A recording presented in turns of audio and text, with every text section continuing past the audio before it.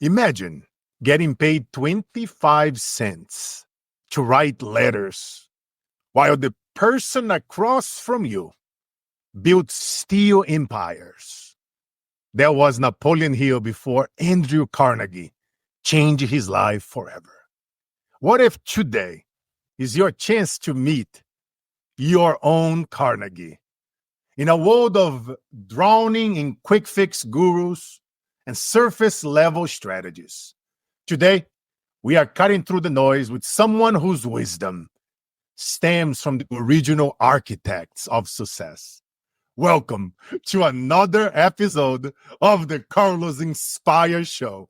Today's guest, Don Green, legendary speaker, influencer, father, mentor of mentors, president of the Napoleon Hill Institute, is in the house, and it's about to go down. What's up, my friend, Mr. Green? How are you, sir? I'm good, Carlos. Thank you very much. It's just an absolute pleasure. When I started in 2000, we only had one foreign publisher country in Japan.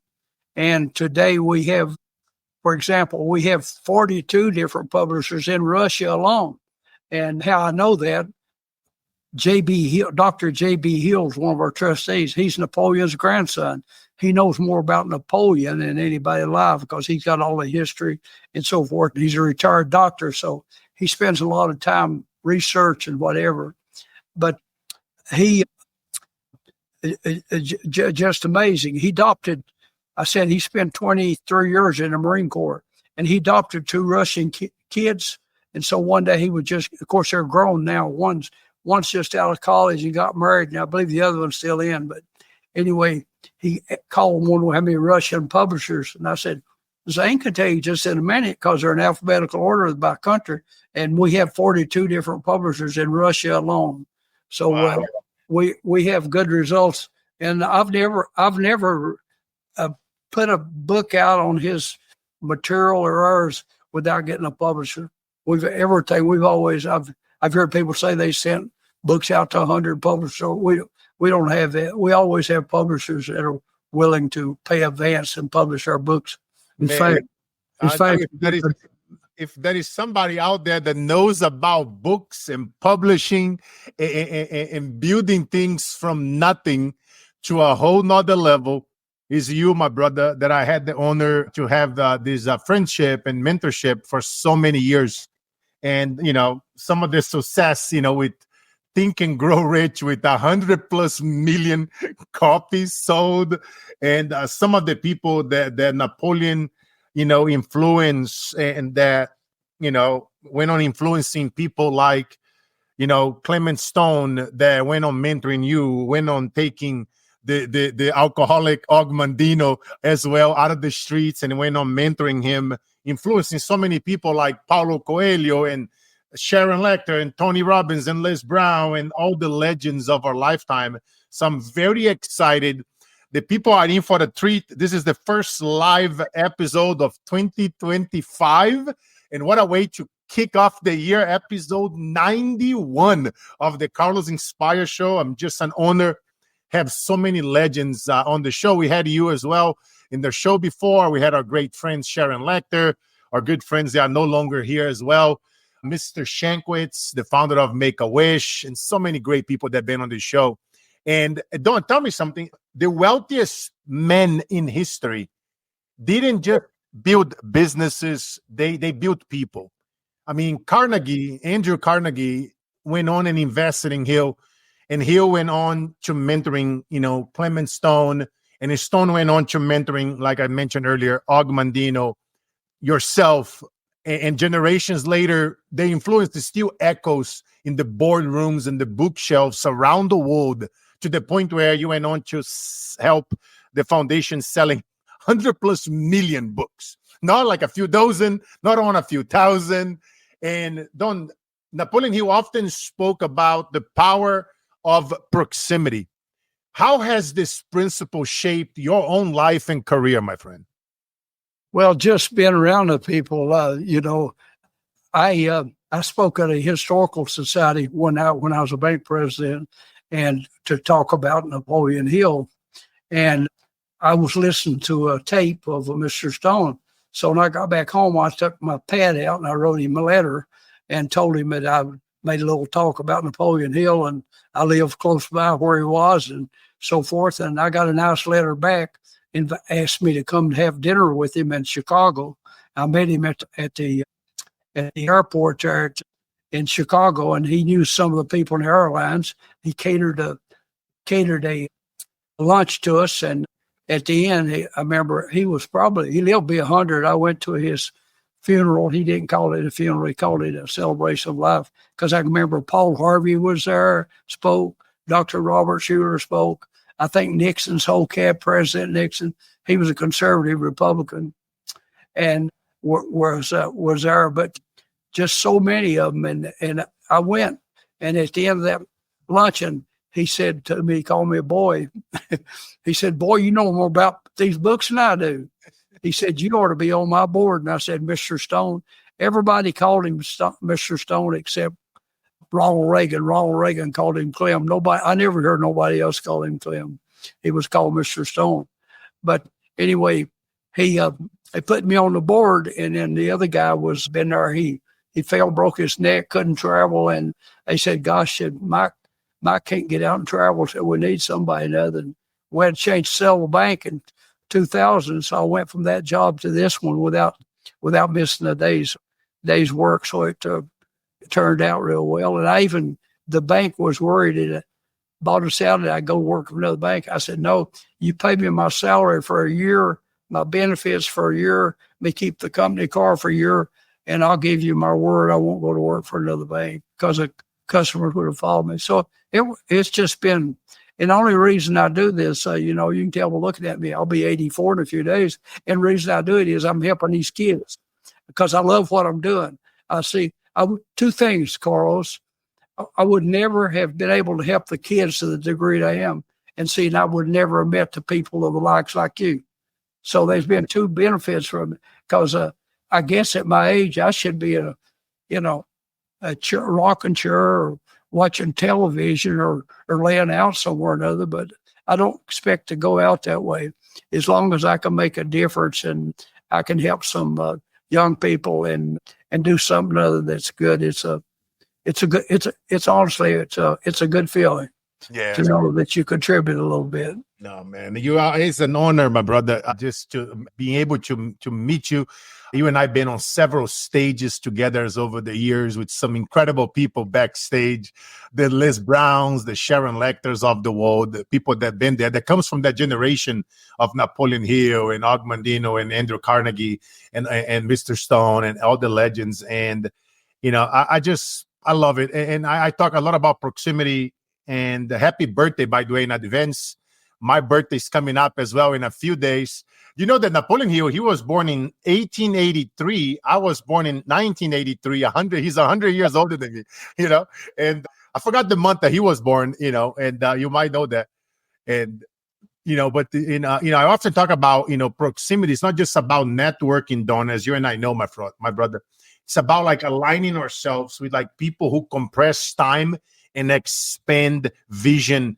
And we had a great segment last time on the show where we talk a lot about books, audibles, how it takes very little to produce, especially with the help of AI nowadays and being around great company and proximity people like yourself, where now we're able to produce masterpieces of books and put it out there and then record the audio, upload, and now you have something that costs pretty much nothing to put it together, where you can now sell digitally and be around others, get your friends involved, get your community involved, let them know, work a year ahead. I often tell my clients, if you're going to put a book out, do a year later, and then start putting the work now. Start applying to speak on more stages or more podcasts or more anywhere that you can be in front of it, and then forming partnerships and joint ventures with other people like yourself and myself that have a large reach. So now you're able to launch something, and now you'll be able to sell tens of thousands of copy, launch your speaking career, your coaching, mentoring career. And And that all goes back to proximity. It all goes back to the legacy of mentorship, which you come from the era. I mean, you've been on the kitchen with Mr. Stone at the kitchen table, learning from him directly. I mean, he took Og Mandino from the streets. Og was an alcoholic before he was Og Mandino. And he went on to mentoring Og, and Og just became a legend. Many of you guys know Og, or if you haven't, Og wrote an incredible book, University to Success, and highly recommend. But you were mentoring by Mr. Stone, Don, who changed countless lives, right? What is one of the most powerful and profound lesson he instilled in you, my friend? Well, I remember him telling a story. I cannot really call it in a book or not, but it's a couple of stories. One of them is on Og Mandino. Benji mentioned it, that greatest salesman in the world. Og Mandino got him a copy of that book, and Mr. Stone and his wife was going to England for something. He read it on the way over there. When the plane landed, he sent a telegram back to him and ordered 10,000 copies of the greatest salesman in the world. He was so impressed by it. And I can remember some stories he tells out. And of course, I've wrote a couple of books on mindset. And Mr. Stone, he had that. I'll tell you one story he tells. I've heard him told it more than once. But he said that he started out with $100 selling insurance, disability policies, and so forth, and was able to give away about $450 million, I think, by the time he died. Yeah. But anyway, one of the salesmen came in and said, Mr. Stone said, I'm just having all kinds of trouble. Said, could you furnish me some leads, people I could sell to? I don't know where you've heard it or not, but it's a good story. And he said, well, give me a little bit of time, said, and come check back with me. He did. And he gave him 10 names. A couple of days, he come back. Oh, Mr. Stone. He said, I sold 7 of them. I'm going back on one of the other ones. I think I got him sold. I need some more leads. He reached over on his desk and said, here's the phone book. He said, I went back and took the phone book, and I took one out of the A's, one out of the B's, one out of the C's, so I got you some leads. He said, the trouble was, before you went to knocking on them doors, you done told yourself that they wasn't going to buy. But then when I give you the leads, you're telling something. These people are really interested in this material. And so you had a mindset you could sell. I taught the story to my daughter when she was a Girl Scout. She sold more cookies than the whole troop put together. I told her little girls would go up to a door and they'd ring a doorbell and then come to it and says, I'm a Girl Scout, and said, I'm selling cookies. Do you want to buy any cookies? The answer is yes or no. I said, no, that's not it. You tell them, my name's Donna Green. I belong to Mount Carmel Girl Scouts, and said, we're selling 4 cookies. And she named them over, peanut butter and chocolate chip and what the other 4. Said, which ones do you want to buy? So, it doesn't matter which ones. She didn't say, do you want to buy them or not? Say yes or no. No, which one of the 4s you want to buy? So what the choice was. Then she even approached them at the bank when I was working in the office, in the finance office. And she told the girls in the bank, my daddy's got a lot of money in here. I might have had $500. And said, I want you to help sell my cookies. So they were it's downtown. About 6 or 7 tellers across the front. They had a competition to see who could sell the most of Don Green's little Girl Scout cookies. And so when my employees would go down there to make a deposit or something, they'd say, hey, they need some more cookies. So we'd send them in there by the boxes full. And guess what she does today?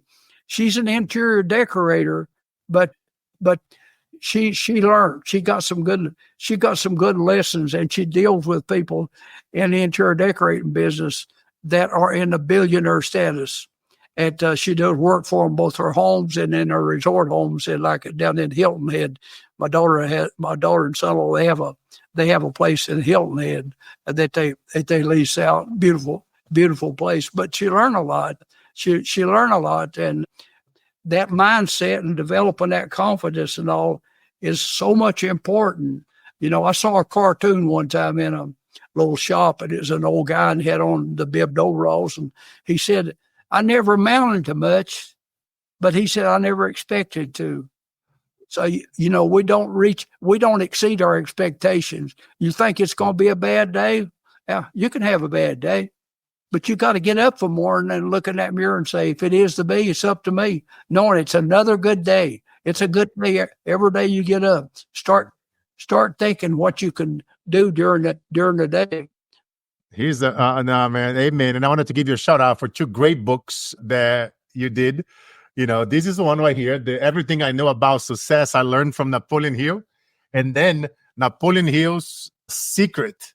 Incredible book. I got an autographed copy here from my friend Green. I have on my safe all my autographed copy books from legends. So shout out to my friend Don Green. Check it out. Some of his books, just an incredible, so much wisdom there, my friend. And Don, you mentor some very, very powerful people.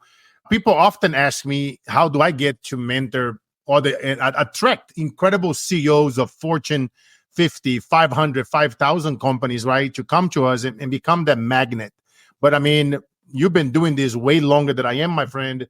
And you come from the legendary League of Legends that mentors everybody, the people that influence the Steve Jobs of the world. I met Stevie when I was young. I'm in the Bay Area for almost 22 years now. And I had the honor to meet Jobs, one person that I wish I had my podcast back then to interview. But how do you carry forward that mentorship lineage today, my brother? Especially like high profiles, people like Russell Brunson, right? That from ClickFunnels that went on to build $100 million company, happens to listen to you. How did you carry on that mentorship lineage today? What do you think is one of the secrets that people can apply to attract more incredible CEOs into their life for them to mentor and to assist? Well, I think start off with this, I'm not the most religious person in the world, but I have a little card. I was married 54 years before I lost my wife almost 10 years ago. I have a little card on my table where I ate my breakfast morning. It says, God, show me someone I can help today. In Jesus' name, amen. I know I'm going to do somebody a little favor. I'll send somebody a book. You can't now. Everybody don't acknowledge the books like you and put a good word out and all. But when I send the book, my responsibility is ended. I made an attempt to make a difference, but I could write a book about them. I had a call from a man one time and I couldn't take a call because I had some people at University of Virginia with me and I was on the board. So my assistant came back and says, someone from Nigeria wants to speak to you. I said, I can't right now. I said, I look and watch. I said, it's almost quit time. Give them my cell number. If they want to talk, they call me on my cell phone. Said, boy, you be careful. Said, there's a lot of fraud from Nigeria. I said, well, I don't care to talk to him. So he calls me, and he called me Mr. Don. He still does now after probably 10 years. And he said, you listen to my story? I said, yeah, I listen to your story. He said he grew up in Nigeria, was living on the streets, and he started, he got $5 and he bought some sandals, used sandals, resold them, but he didn't spend the money. He bought some more. And then he started dealing in used clothes. And then he got enough money to go to Hong Kong and buy some men's clothes. Someone approached him about selling drugs, legal drugs. And he's the world's foremost seller of malaria drugs. But anyway, he said what changed his life was he read Success to a Positive Mental Attitude. And so help me, I don't believe in coincidence. I got the royalty report, and you was talking about ebooks, from Simon & Schuster, who published Success to a Positive Mental Attitude in 1960. I got a nice royalty amount today from them, and that's the book he wrote, Success to a Positive Mental Attitude, with Mr. Stone and Hill. And so I told this gentleman, his name's Polly E. Minkey, I said, Polly, he told me about he read Success to a Positive Mental Attitude when he was 14. I said, Mr. Stone wrote a couple of books of his own. Did you know that? No, I didn't know that. I said, yeah, he wrote Believe and Achieve and Success System Never Failed. I said, I'll tell you what. I said, I'm walking and I probably wouldn't get your address down. You send me your address by email to the computer to Anita. And I said, and I get in tomorrow, I'll mail you them 2 books. I mailed him Believe and Achieve, the Success System Never Fails, and I forgot it. I mailed him and nothing. I don't know, several weeks later, I get a call, Mr. Don, I've been in every communist country selling drugs. I've been in Laos, North Korea, North Vietnam. And he said, when I got back, them 2 books was there. You said you was going to send them. I said, listen, Polly, my mother told me when I was little, you just be sure if you tell somebody something, you do what you said. I told you I'd send them. He said, I'm going to wire you some money. I said, Polly, we're a nonprofit, but we will accept your money. We help kids go to school. He said, I will wire you $100,000. He wired me $100,000. And when I got it, I had his cell phone. I called him thanking. I said, you like Mr. Hill so good. I said, you ought to come over here and visit. I said, you ever come to the United States? Oh, yeah, my daughter's an attorney in Maryland. Said, I come visit her. I said, well, this is where Napoleon Hill's from. I could show you around. But I said, you'd need to let me know because I travel a lot. He said, I will. And he said, I'll bring you $150,000. Said, that'll make $250,000.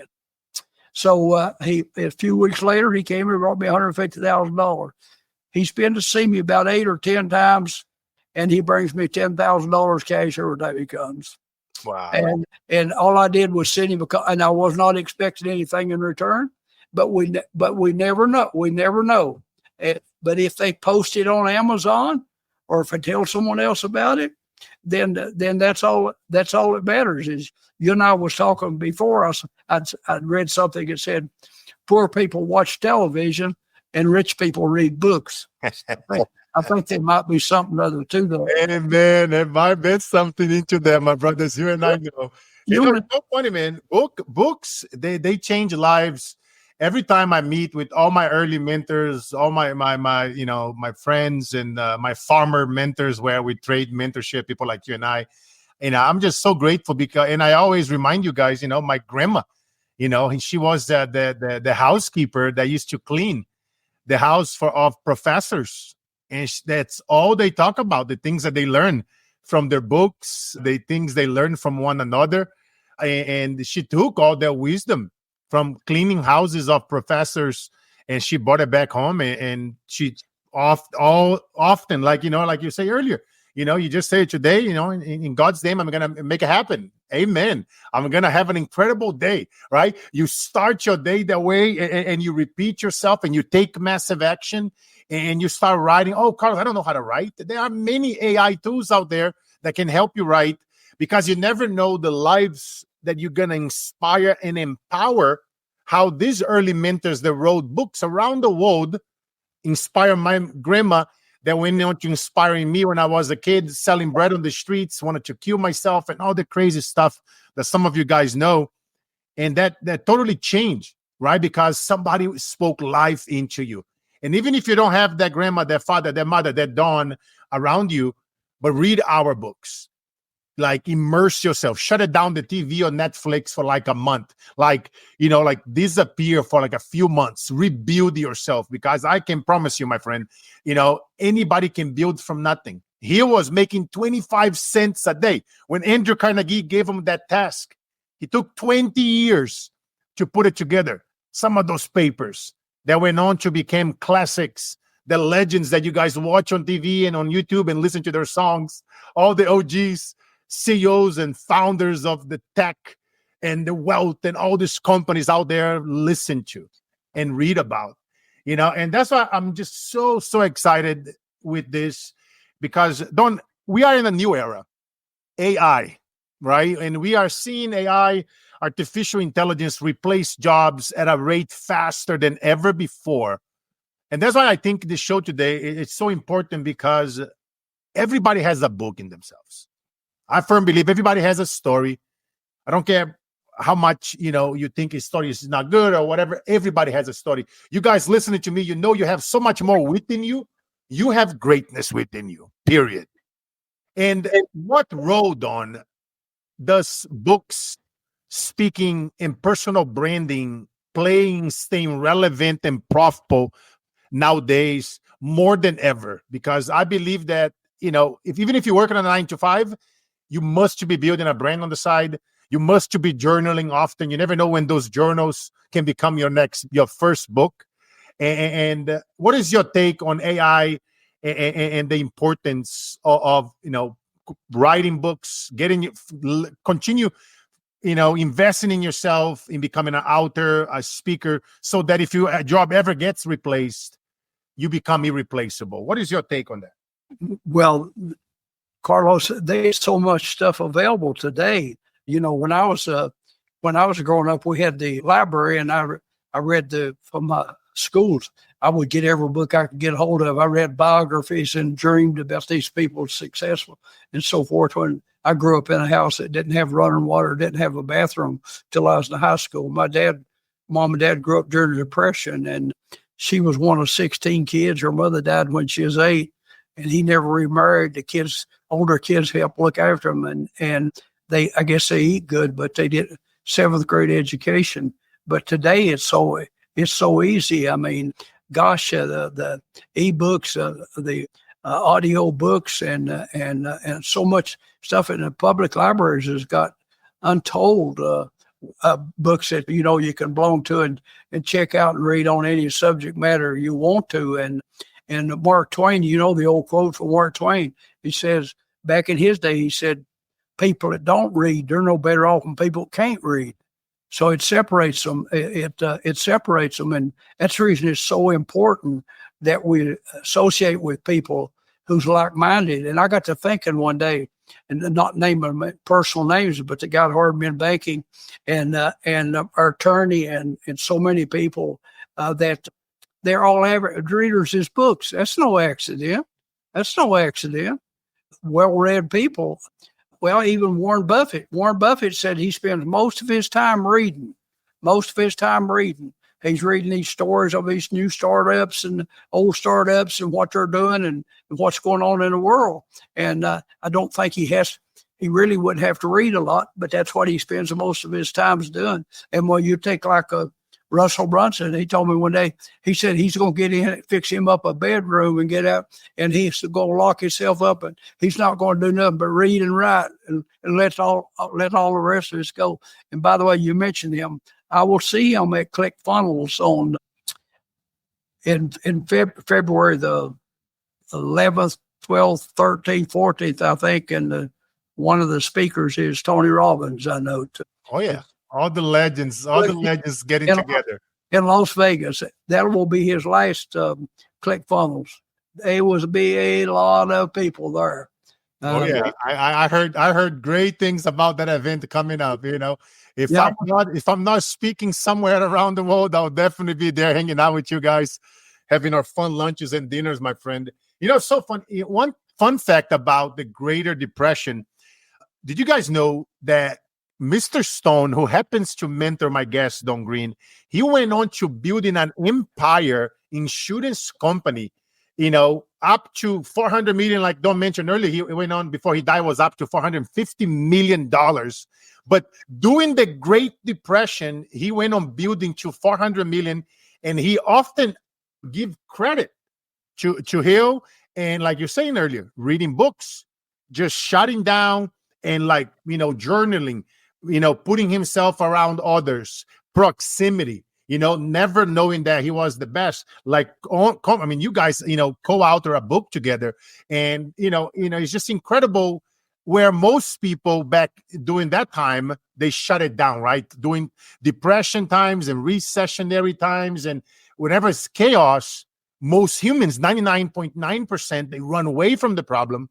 You, myself, Carnegie, Stone, Russell, Robbins, we actually go towards, right? Disney, whether you guys like him or not, he went on building Walt Disney during those times. Stone went on building.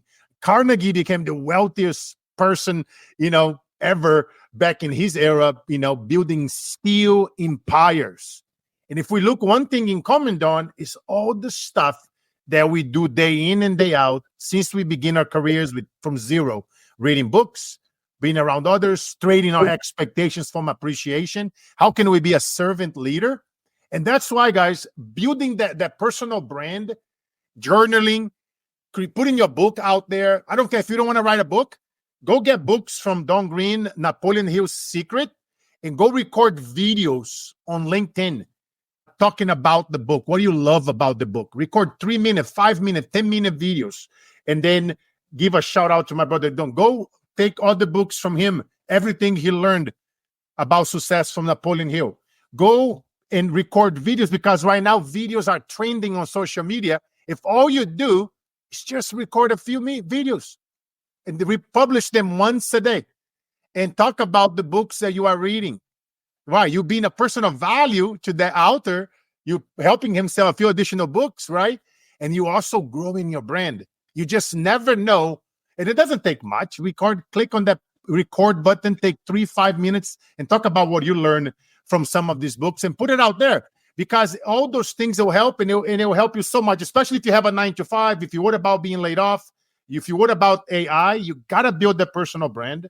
You got to put yourself around people like Don, like myself, and attend events, buy our books, find ways to add value. If you own a nonprofit, best thing to do, write a book, get paid to speak, be on more stages, right? You got to do this. See, these guys, they lay off the path for us. We just are duplicating. Oftentimes we talk a lot of the similar things, but we all have our own different stories. Hey, Don, how do you view writing books and public speaking as tools for not only building, right, influence, but also for driving consistent revenue streams? I mean, you happen to sell 100+ million books and raise hundreds of millions for nonprofits. So you are the great person to ask about this, my brother. I don't know anybody else that have done that much. Well, like your books on working like an immigrant, I'm sure you got it around there somewhere. But which was a lovely story. And we go all the way back to the Bible. People love stories. They love stories. You may forget a lot of what's said, but if there's a story in there, and somebody will probably correct me, but there's probably 26 or some parables, and we don't even, except for Lazarus, it's a prodigal son, a woman at the well. They don't even give you the name, but we remember the story of the prodigal son, where the boy takes his wealth, the inherited wealth, and goes away and squanders it and comes back in. His dad said, we remember that story. It doesn't even have a name attached to it, just prodigal son. So we learn, history is passed down to us, and we learn lessons by stories. And that's the reason it's so important. And like you said, everybody's got a story. Everybody's got a story. And that story will be of interest for a lot of people. And that's my social media girl. She made a piece of art taking in my entrance, my office. It says there's 2 ways to learn. It's being around smarter people and through books. And I said, "Well, come you do that, Lana?" She said, "You probably told me that 1,000 times." I said, "Well, if you find another way we can learn except from being around smarter people and through books, would you let me know? Because I'd like to be in on it." But I told her, even monkeys learn from other monkeys. Surely people can learn from people. And it's so important, and we attract. I read a story where these kids, there were 5 kids, every one of them smoked. And they took the 6th one into the group that didn't smoke. In a little while, the 6th one is picked up smoking too. So we attract what's around us, good or bad. When your mother told you birds of feathers flock together, she's telling you don't get with bad company. We played ignorant, but we know what she's talking about. You crowd you're with is a little rough. You need to get some better friends. But we remember those things, and it's extremely important to watch what other people have done and mimic them. You don't have to start though. If Carlos and I were in our place eating, and somebody's working in a restaurant and they put their hand on the stove and it burns them, we're not going to go over and see if that works. We think we learned something from it. Don't put your hand directly on a hot stove. It'll burn you. You don't have to experience everything. You can learn a lot by experiencing others. That's the reason we read the daggone books. I heard Jim Rohn say one time, and I've always remembered. I hope I get it pretty well right. He said, the Bible has got 2 lessons in it. These stories in there said, do it like this guy did. Don't do it like this guy did. In other words, we'll learn what to do and what not to do. He said, what I'm trying to tell you is, if anybody ever thinks enough to make you in a book, like I'm going to have a piece in yours, I'm doing a book on self-help. I'll just tell you ahead of time. If they're put them in a book, make sure you're the good example and not the bad example. And that was his advice. Do it like this guy's do it. Don't do it like them guys did it. And sometimes great. you, I'm just so sometimes grateful to you, brother, and all of them. It's funny, Don.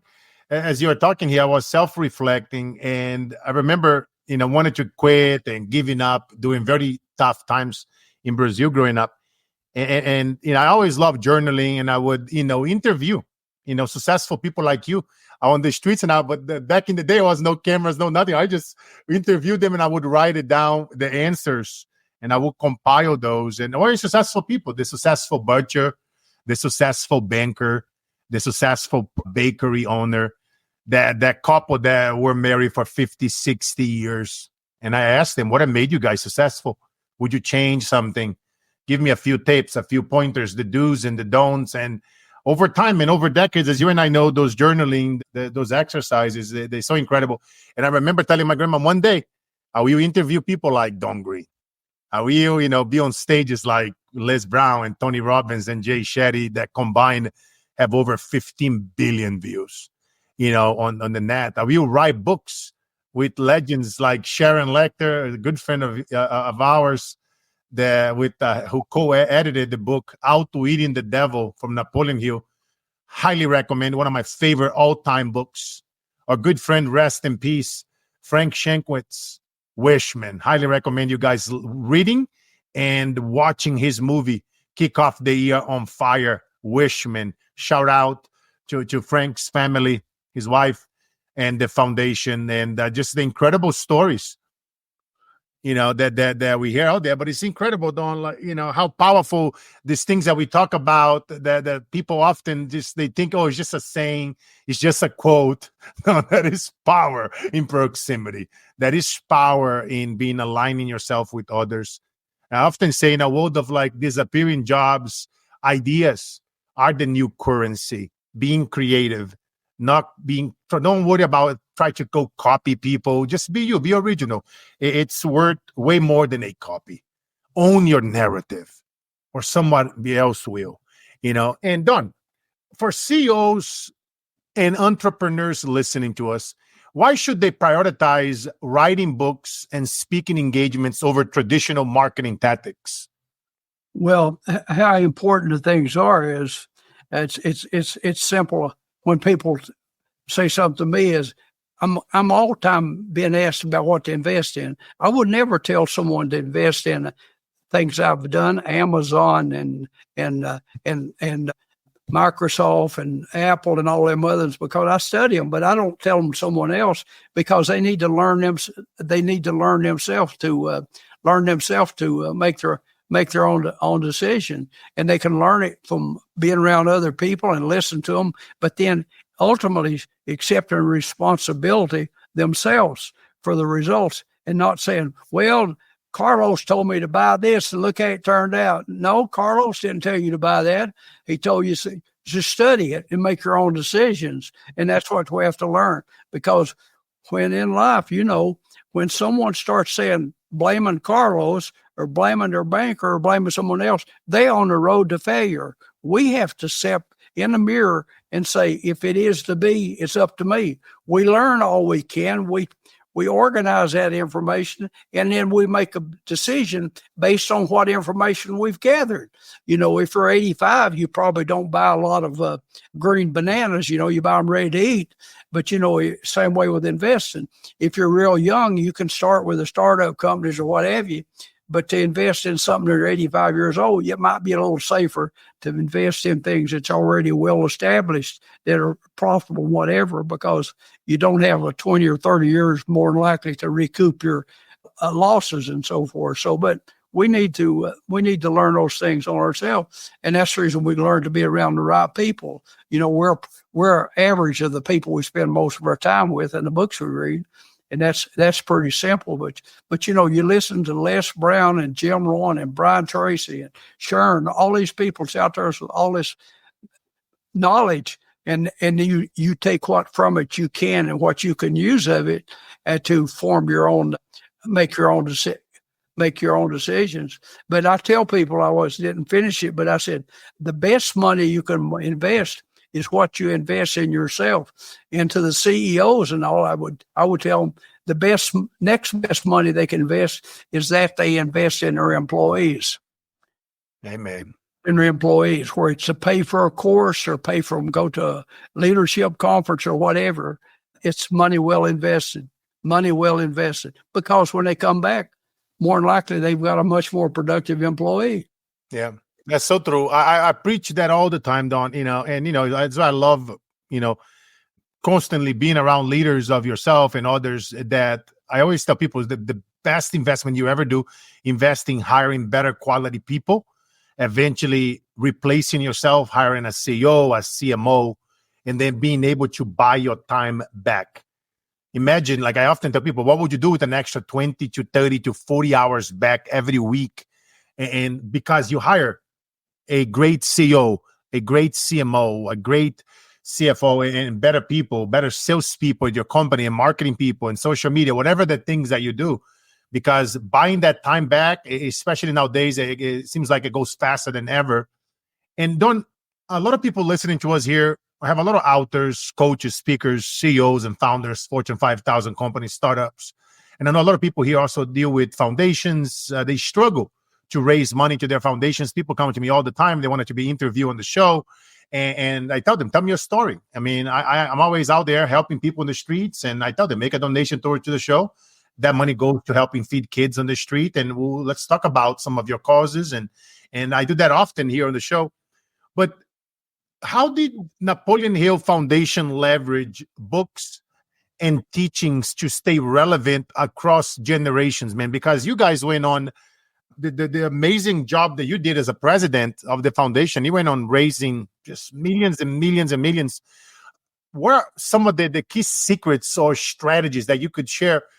We've been talking a lot about, really challenging our viewer to go and write their books, focus on getting paid to speak, on being on more stages here. And I know those things help. Where are some other things that you can think of it right off the bat, Don, that can help people that are struggling raising money to their foundations? Well, the books is one means, but I think starting off with, the foundation should have a mission statement. What they're doing, ours is kind of broad based. When Stone got Mr. Hill to come out of retirement, he was semi-retired, and he put $500,000 into the foundation to get it set up as a nonprofit and all. They did pay him back when they started publishing books, tapes, seminars, developing courses, and so forth. And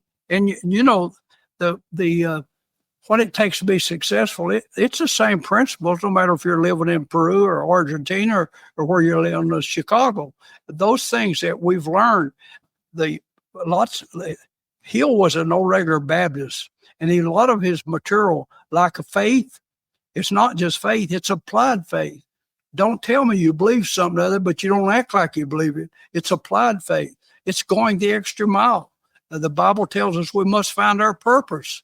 Are you a tumbleweed blowing every which way the wind blows? Do you have a purpose? Our purpose is to help these kids where it's a particular group, ones that has disabilities or whatever. It's something or other we truly believe in, and then we develop curriculum around them where it be a book.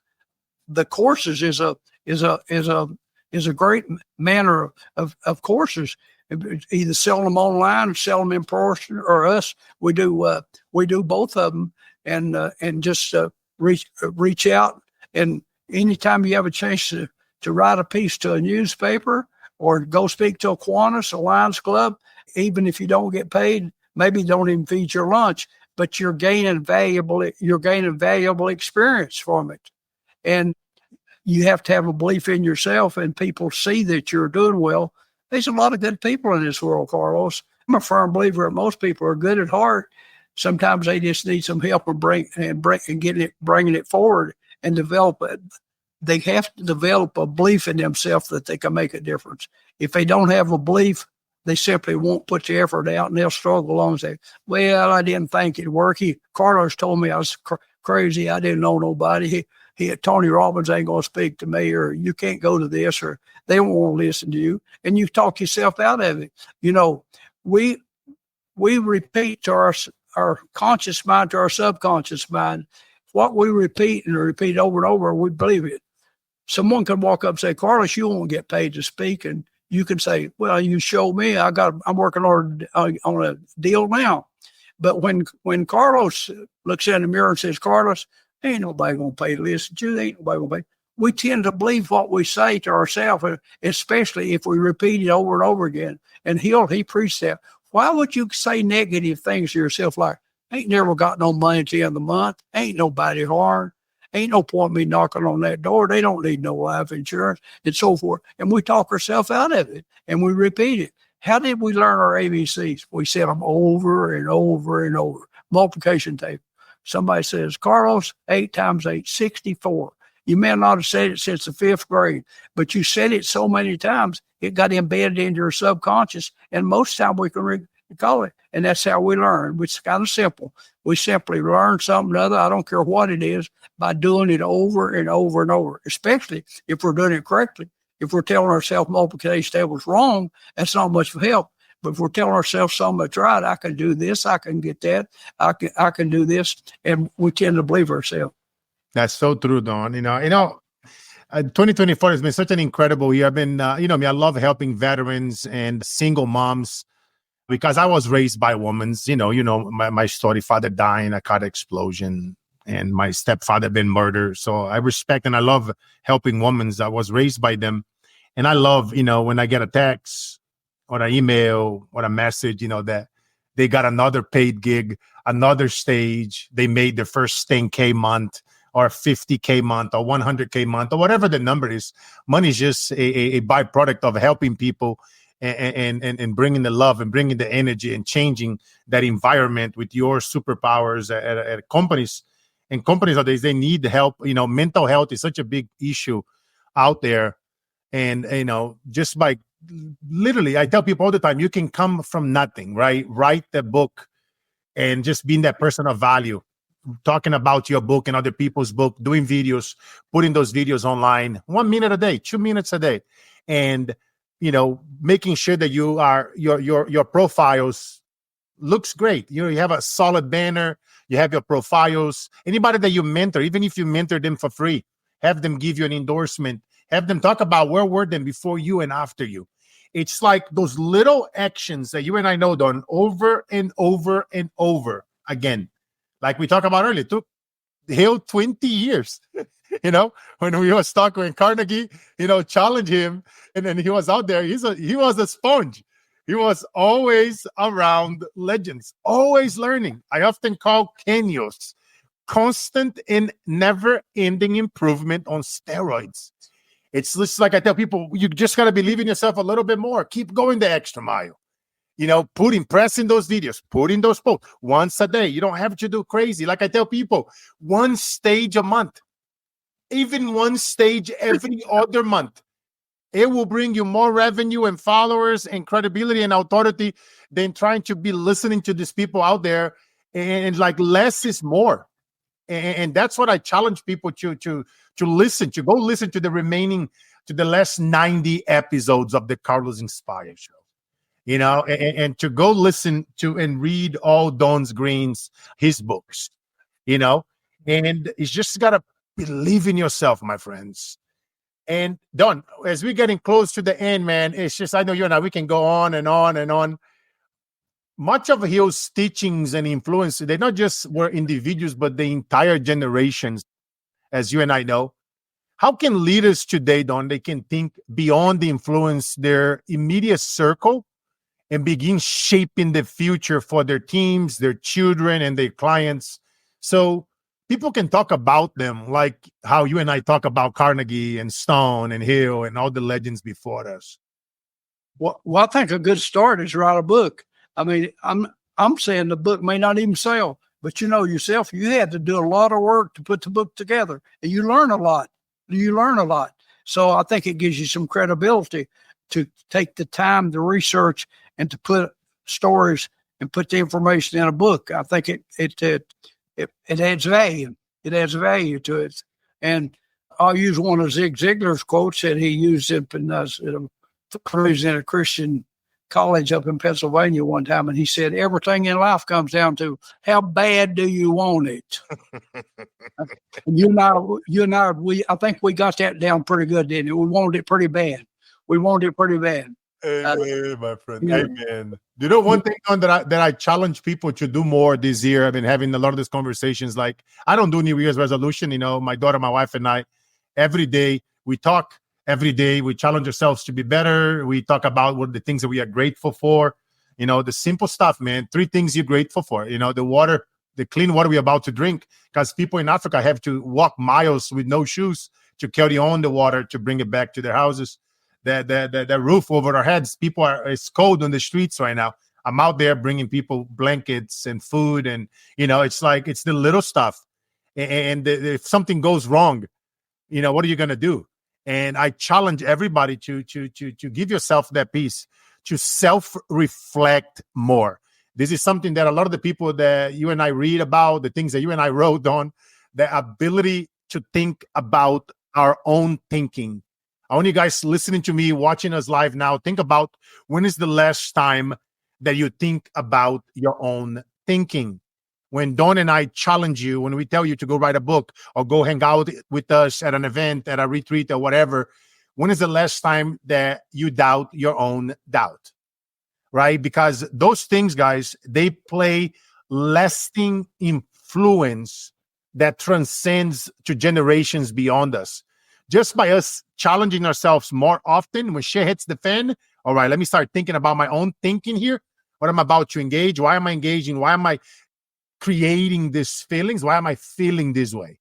When something goes wrong, what else does that mean? You know, your employee screw up, your business partner, something, you know, you flew in and you're about to speak and something happens, and you know, it's always going to be something. New levels, new devils. When you start playing, Don and I, we speak multiple times a month, and we are on several podcasts. It's always something. We got international people to deal with on a global level. It's always something. But you see, I think that ability to self-reflect and think about our own thinking is one of the biggest things that I want to challenge you guys listening to us here today to really, really focus on. And we were talking about this, Don, even before the show. Look at the ability to influence and being that leader. Like, you know, Hill went to Stone. Stone was to, what's his name? Norman Vincent Peale. You know, that was one of President Trump's pastor when Trump was a kid, right? And a lot of Trump's thinking comes from the era, the way how Vincent was able to influence him. And it's just incredible, some of those things that happens like a long time ago. You see here a photo of young Trump with Vincent on the right and their spouses. You know, it's just incredible, and how we have so many examples, you know, to talk about, because true mentorship, man, it's like, in my opinion, Don, is planting these seeds of wisdom. They outgrow the mentor and become forests for future generations. And I bet you agree. We'll have to do this again. I got another interview, but you talk about Mrs. Peale. I went to her 100th birthday party. She invited me to her 100th birthday party, which is 100. I went to the Marriott in downtown New York City, which is 100 years old. It was quite an event. That's awesome. Hey, Don, and before you go, brother, best place that you hang out, what is the best place they can go to listen to you, to watch you, to buy your books, to support? And what is the best place for them to go, my friend? Our website's naphill.org, NAPHILL.org, naphill.org. naphill.org. There you have it, ladies and gentlemen. My friend, Don Green. Appreciate you, Don. Have an incredible rest of your day, my friend. Happy New Year to our audience. You guys know the drill. The days that breaks us are truly the days. Thank you very much. And I'll be back in touch. Yes, sir. Have a blessed day. Thank you.